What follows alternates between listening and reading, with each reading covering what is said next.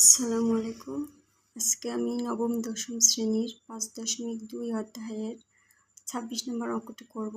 এখানে প্রশ্নটি এরকম: একটি ত্রিভুজের ভূমি তার উচ্চতার দ্বিগুণ অপেক্ষা 6 সেন্টিমিটার বেশি।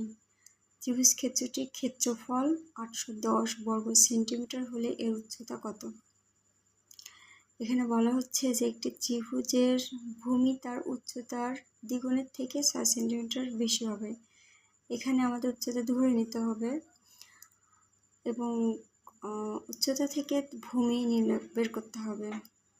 এখানে ক্ষেত্রফল দেওয়া আছে প্রশ্নে, এর মাধ্যমে আমরা অঙ্কটি করব। আচ্ছা, এখন আমি মনে করি সমাধান লিখে নিতে হবে। সমাধান: মনে করি ত্রিভুজের উচ্চতা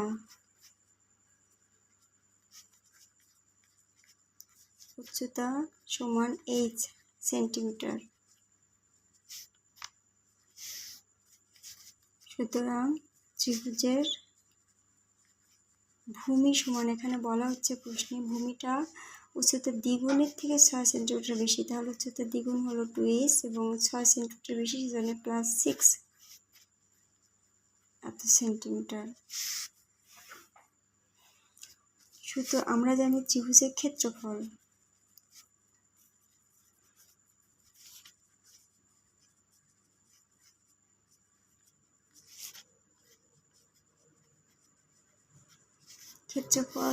সমান হাফ গুণন ভূমি গুণন উচ্চতা বর্গ একক।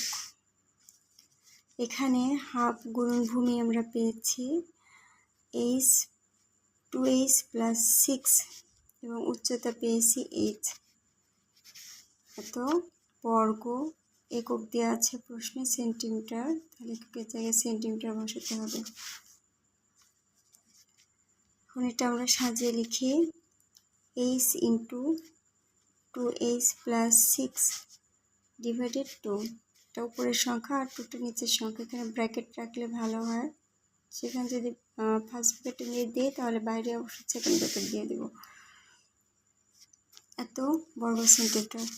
কিন্তু প্রশ্নে দেওয়া আছে ত্রিভুজের ক্ষেত্রফল 810 বর্গ সেন্টিমিটার। তাহলে আমরা লিখব প্রশ্ন মতে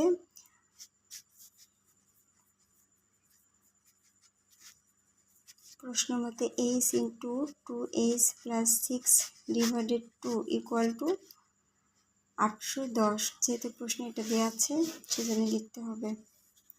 বা এবার আমরা আড়াআড়ি গুণ করব। আড়াআড়ি গুণ বা কোণায় কোণায় গুণ। এখানে 810-এর নিচে 1 আছে, তাহলে 1-এর সঙ্গে গুণ হবে উপরের এই সংখ্যাটা এবং 810-এর সাথে গুণ হবে 2। তাহলে আমরা বাম পক্ষে পাচ্ছি h × 2h + 6, কারণ 1-এর সাথে এটা গুণ গেলে যা আছে তাই হবে এবং 810-এর সাথে 2 গুণ করলে হবে 2 0 0 2 1 দিয়ে 8 2 16, অর্থাৎ 1620। এখন আমরা এটা গুণ করে দিই। h 2h + 6 এর সঙ্গে গুণ করলে হবে 2h² + 6h =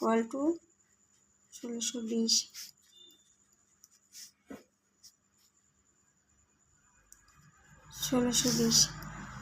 বা এখানে 2h² + 6h 1620টা আমি একটু কাটাকাটি হয়েছে, নতুন করে লিখি 1620। এখন 1620টা আমি বাম পাশে নিয়ে আসলাম, পুরো ডান পাশে থাকবে 0। বা এখানে 2 6 এবং 6 10 120, এটা পুরো সবগুলোই জোড় সংখ্যা, সেজন্য আমরা 2 দ্বারা ভাগ করে দেব। 2 দ্বারা ভাগ করলে এখানে থাকবে h², এখানে থাকবে 3h এবং এখানে থাকবে 810 = 0 এবং লিখতে হবে উভয় পক্ষকে 2 দ্বারা ভাগ করে।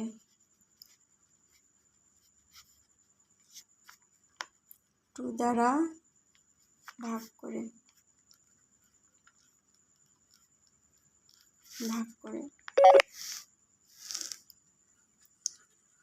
বা এখন আমরা মিডল টার্ম পদ্ধতি করব। মিডল টার্ম পদ্ধতি করার সময় শেষের সংখ্যা এবং প্রথমে কোনো সংখ্যা থাকলে তা গুণ করতে হয়।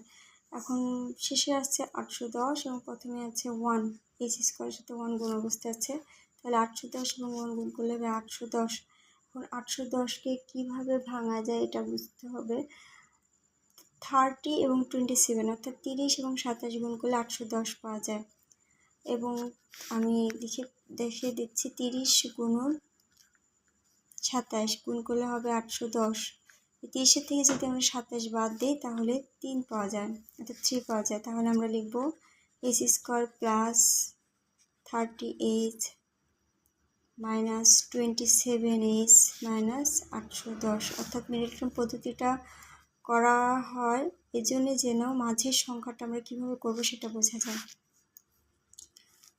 তাহলে এখন আমরা কমন নিব এইচ স্কোয়ার এবং 30h এর মধ্যে h মিল আছে, তাহলে একটা h কমন নিলে এখানে থাকবে h আর এখানে থাকবে 30 মাইনাস এখানে কি মিল আছে লক্ষ্য করতে হবে, এখানে 27 আছে, এখানে 810 এর মধ্যেও 27 আছে, কারণ 810 27 এবং 30 গুণ করলে 810 হয়। তাহলে আমরা এখান থেকে যদি 27 নিই তাহলে এখানে 30 থাকবে, তাহলে আমরা কমন নিই 27, এখানে থাকলে এইচ মাইনাসের মাইনাসে এগুলো প্লাস এবং 27 যেহেতু নিয়ে নিচ্ছি কমন তাহলে থাকবে 30 বা 30, বা এখানে আমাদের ব্র্যাকেটে মিল আছে তাহলে আমরা এটা কমন নিতে পারি, এইচ প্লাস 30 কমন নিলাম, কমন নিলে এখানে থাকবে এইচ, এখানে থাকবে মাইনাস 27 ইকুয়াল টু 0।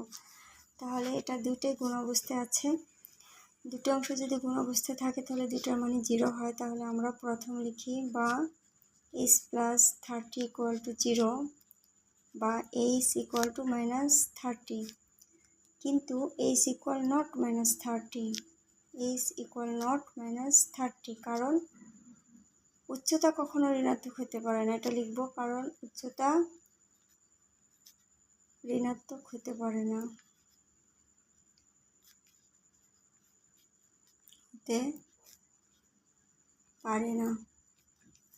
এখানে আরেকটি অংশ আছে, সেটা হচ্ছে এইচ মাইনাস 27 ইকুয়াল টু 0, এখন এটা আমরা লিখব H minus 27 equal to 0, H minus 27 equal to 0, বা এইচ ইকুয়াল টু 27, সুতরাং এইচ ইকুয়াল টু 27। এখানে আমাদের প্রশ্নে বলেছে উচ্চতা কত, তখন আমরা উচ্চতা পেয়েছি এইচ এর মান 27, সুতরাং নির্ণয় উচ্চতা